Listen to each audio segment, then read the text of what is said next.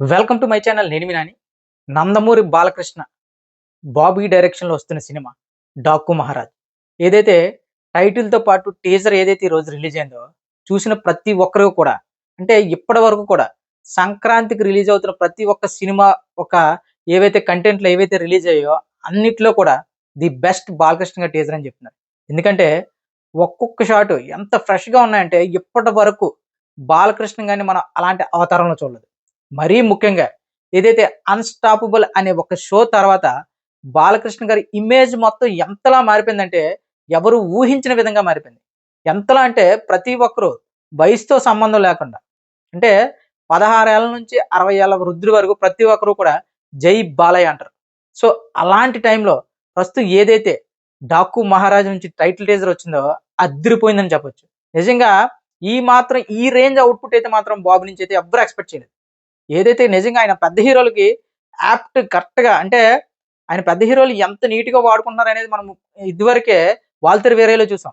చిరంజీవి గారికి అప్పటి వరకు కూడా పాపం, అంటే ఆయన హిట్ కోసం ఎంతలా వెయిట్ చేసారో అలాంటి చిరంజీవి గారికి 'వాల్తేరు వీరయ్య' లాంటి బ్లాక్ బస్టర్ హిట్ ఇచ్చాడు. అసలు చిరంజీవి గారిలో ఉన్న మెయిన్ ఆ కామెడీ టైమింగ్ గాని, ఎమోషన్ గాని చక్కగా వాడుకొని 'వాల్తేరు వీరయ్య' లాంటి బ్లాక్ బస్టర్ హిట్ కొట్టారు. సో, ఈ సంక్రాంతికి బాలకృష్ణ గారితో వస్తున్నారు 'డాకు మహారాజ్' అనే టైటిల్‌తో.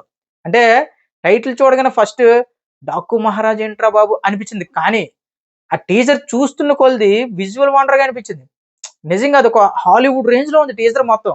ఇక బ్యాక్‌గ్రౌండ్ స్కోర్‌కొస్తే తమన్ అయితే చితగ్గొట్టేసాడు.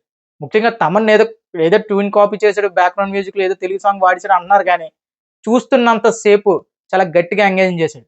మరీ ముఖ్యంగా బాబీ డైరెక్షన్ ఈ సినిమాతో నిజంగా బాబీ మరో మెట్టు ఎక్కబోతున్నాడనడంలో ఎలాంటి సందేహం లేదు. ఎందుకంటే నిజంగా ఎలాంటి టీజర్ మాత్రం ఏ నందమూరి ఫ్యాన్స్ కాదు కదా, సామాన్య సగటు సినీ ప్రేక్షకుడు ఎవ్వరూ కూడా ఊహించలేదు. అలాంటి టీజర్ ఇచ్చాడు బాబీ అయితే మాత్రం. ఒక్కసారిగా సంక్రాంతి బరిలో ఇప్పటికే గేమ్ చేంజర్ ఉంది. అదేవిధంగా బాలకృష్ణ గారి సినిమా. ఈ 2 మధ్య, అంటే చాలా గట్టి పోటీ మాత్రం బాలకృష్ణ గారి గేమ్ చేంజర్ మధ్య ఉండబోతుందని చెప్పి బాబు టీజర్‌తోనే చెప్పేసాడు. మామూలుగా లేదు టీజర్ అయితే.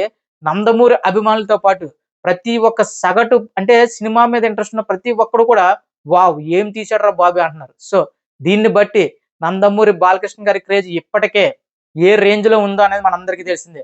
సో, ఈ సినిమా గాని హిట్ పడితే ప్రస్తుతం ఉన్న పెద్ద హీరోలు ఖచ్చితంగా ప్రస్తుతం అయితే బాలకృష్ణ గారు, అంటే ఇప్పటి వరకు కూడా బాలకృష్ణ గారికి ఇలాంటి ఇమేజ్ అయితే క్రియేట్ అవ్వలేదు. దీనికి గల కారణం మాత్రం ఖచ్చితంగా 'అన్‌స్టాపబుల్' షోయే. అంటే మనకు గతంలో బాలకృష్ణ గారు అంటే చాలా కోపంగా ఉంటారు. అభిమానుల మీద చేయి చేసుకుంటారు. అలాంటి బాలకృష్ణ చూసాం గానీ 'అన్‌స్టాపబుల్' షో దయ వల్ల అసలు బాలకృష్ణ గారు అంటే అసలు ఎలా ఉంటారు ఖచ్చితంగా, అసలైన బాలకృష్ణ మనం ఇప్పుడు చూస్తున్నాం.